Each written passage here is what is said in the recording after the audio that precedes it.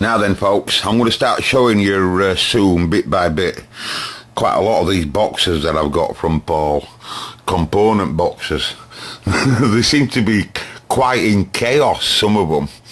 But wow, they've got some interesting parts in. Some parts that I recognise straight away. You know, literally straight away. Like, for example, you can tell Paul were a teleman. You can tell he were a teleman. Colour decoder ICs and teletexts and stuff like that. They were all part of teletext and stuff. Well, I see all kinds of trannies and all. Can we just zoom back because you can't see now? Television on and off switches. Well, that's what they were. Old metal rectifier. That, right, their variable, looks like a brand new one as well. They were the very common variable resistors that used to go faulty in conversions panels on colour TVs for setting up conversions, what they call conversions. If you don't know what I'm on about, tough. They're audio output transistors. They're all audio output transistors of those. Wrong way around, you carrot head. 337. Oh no, BF. They might be RF transistors, those. I'm not putting camera where I am I? Because that's an old RCA plug. Neon lights. There is one thing. Focus, focus. I don't know off the top of my head. I'd have to do a Google on him.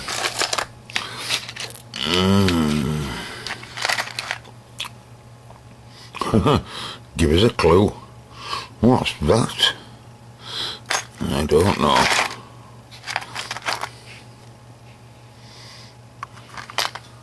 Look at these. I remember these. Another one brand new. They were often used in power supplies of colour televisions, in like a firista type slow start, like Exhibit F there, look. Aye, they were for like allowing power to come onto certain stages slowly rather than having the bump. Right, a bridge rectifier. Lots of little capacitors and trannies there. Again, all these, look, they're all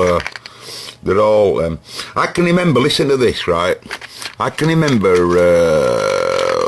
it might be the first or the second colour television we ever had. The second colour television we ever had. Going really back in time, lads. And conversions went up on it. That's just another one. There's loads of them. They're all over the place of them. Because they were very common for failure. And I'll just give you an idea on how clever our Paul was. Conversions went up on it, on this particular television. It were our own telly. It were my dad's telly. So I whipped back off and I tried my hardest like to set conversions up. And it didn't make a difference. It wouldn't come to a set. It wouldn't come to a set where it actually wanted to be. It wouldn't go there. You know, it just didn't have enough trouble. It didn't have enough trouble on adjustment. You know, so for those of you that don't know what I'm on about, it had got bent verticals all over the place. You know, bent verticals, and it didn't matter what I did on conversions and what have you. I just couldn't get it right. I just couldn't get it right at all. That looks like a power supply and filter, that. I just couldn't get it right at all, right? So I says to my dad, I said, I'm at a dead end with this bloody article. I said, I don't know. I don't know, Dad. And he said, well, why don't you ring our Paul up? Right, because that, and I tell you how long ago it were. We didn't even have a phone. We didn't even have a phone. I had to walk down to the bottom of the road here to ring Paul up, and Anyway, I walks down like, and I rings him up, and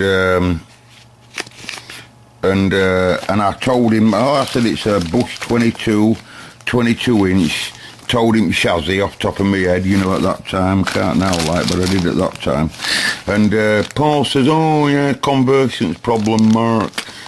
Yeah, he says, he says the panel that lifts up at back, he says it screws off on, it's like a square chassis, and he said the panel then just lifts up like that, don't it? I said, yeah. He said, well, there's 4 resistors, Mark, on the top of that panel. Change all 4. I said, well, that's what it'll be. He said, yeah, still have gone out of value, all them resistors. He said, it's very common on that model. Change all the 4 resistors, Mark. Check them, he says, but you'll find that they're all off. He said, but my advice is just change all the 4 resistors. I said, right, I'll do that. I comes home and I just changed all 4 resistors. And I'm telling you, and then I did a conversion set again, setting conversions up, and I'm telling you, lads, it was bang on. It was bang on. Hey, all these valve amps and stuff like that, I have got loads and loads of brand new components for them. Special resistors that they definitely don't make today, and capacitors, I kid you not. And loads of them and all. Loads of them. Like, that's what I say, you'll see what I mean now when I say it's in chaos. What the bloody hell's that bike pump adapter doing in here? For a, what's that doing in here? Paul, what are you doing? And have I just found another one of them, or do you keep falling to the bottom, man? Oh, they're everywhere.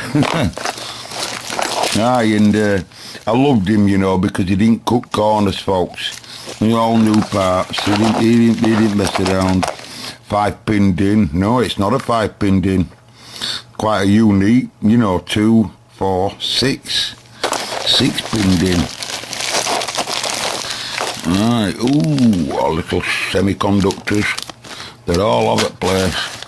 With loads of them, ladies and gentlemen. What the bloody hell are them? Some type of isolator. Oh, they might be, I don't know what they are, those. Outputs on is all over the place. These are handy. These are very handy. Oh, I can't get you. Carbon variables. I can't get it. There, yeah. Now they're great, them. If you're building a little project, you can glue that down onto the board, and then like use them as soldering points, to come from component to component and all that. Oh, we have another one of them there. Aye. But I've got boxes for them, you see. Look, these are all heavy resistors, high wattage. We'll take some current, will you, on. Oh, look, micas. There. What does that say, Paul? Oh, excuse me. Excuse me, folks.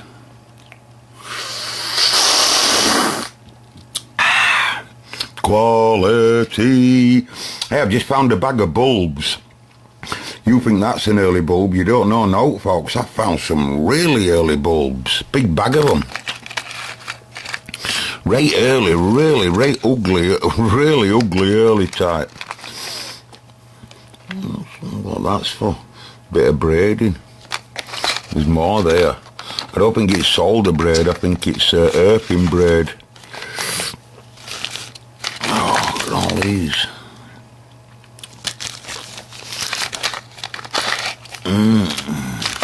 Aye, it's interesting, Danos. Danos, ladies and gentlemen. Aye. Wire wound resistors. More semiconductors. Washers or something, I don't know. More semiconductors.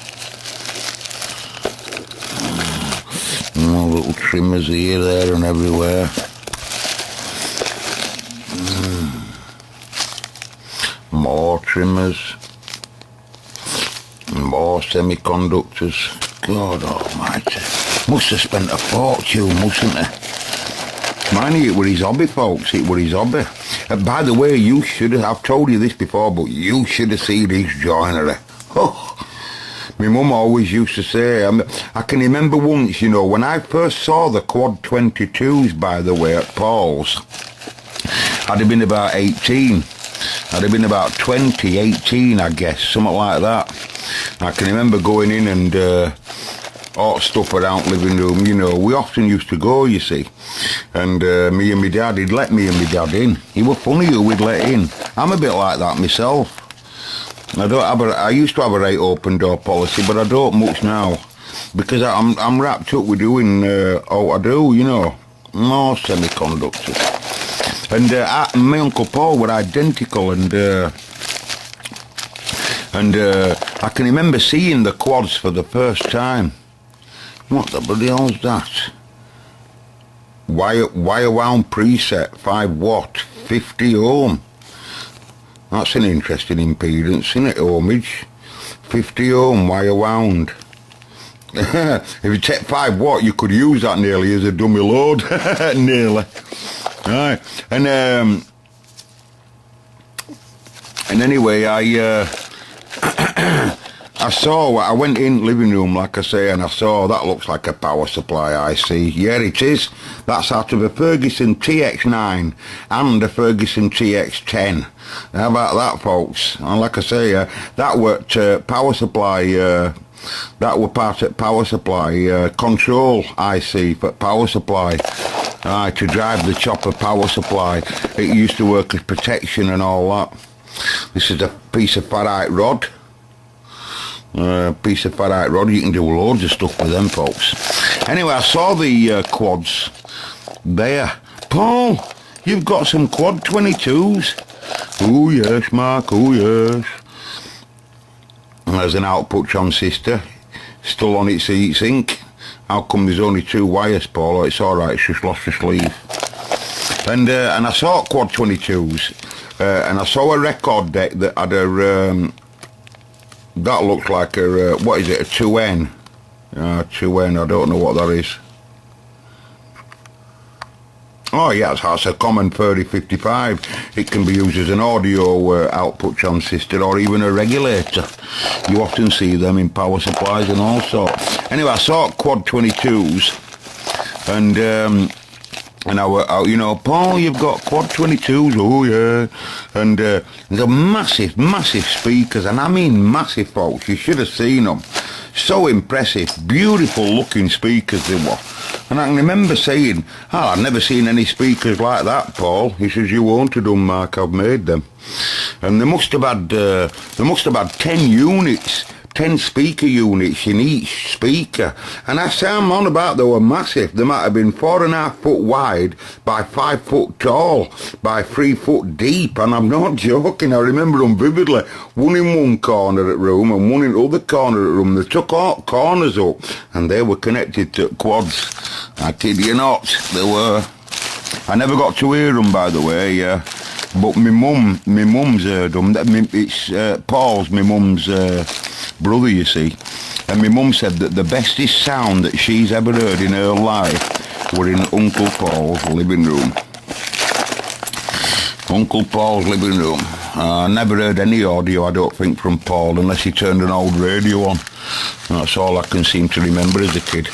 Anyway, I can't keep, because all I want to do with this, folks, is just tip it all out and organise it into my space, you know. You know, all transistors will go into where transistors go, etc., etc. I've already got my own organisation, you see. You know, and if you don't mind me being funny, Paul, if you're watching this video, Uncle Paul, mine's a lot better than yours. Wow. But if you had as much stuff as Paul, Mark, I bet it wouldn't be. That's a normal 5-pin DIN. Aye, I bet it wouldn't be. You've definitely got a lot more stuff than me. Give up, give up, give up. Open carbon preset 22 kilo Rome. Right, so that's just a quick video looking through Uncle Paul's box. These are handy, sleeving and stuff. Right, and I'm gone now. Not to seat room downstairs, folks, spare room. Whew, gosh, there's loads of stuff like this all over the place. Dealers didn't want it, I don't know why. I don't know why they didn't want it. They want proper dealers in my opinion, because they weren't clever. Well, they were clever enough to get all bloody best stuff. They knew what were worth massive money anyway. I'll have to sort that out now. And it's much more important than out of this. See you in a bit.